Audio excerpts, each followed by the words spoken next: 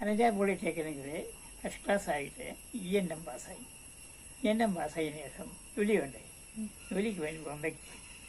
അപ്പോൾ ബോംബെയിൽ അവിടെ നോക്കുമ്പോൾ സിഗ്നസ് ട്രെയിനിങ്ങിനുള്ള റിക്രൂട്ട്മെൻറ്റാണ് 61 അവസാനമായിട്ട്, അല്ലെങ്കിൽ 62.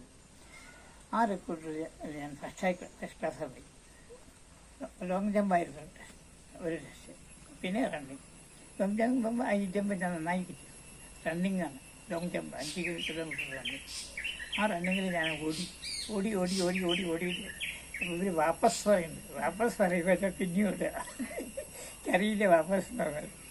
അപ്പം പിന്നെ അപ്പം സൈക്കിൾ പറഞ്ഞു, പിന്നെ സൈക്കിൾ എടുത്തിട്ട് എന്നെ പിടിച്ചും കൊണ്ട് വന്നു.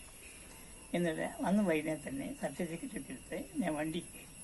അപ്പം എന്ത് പറ്റിയത്, ബോംബെയിൽ വണ്ടി കഴിയപ്പോൾ 11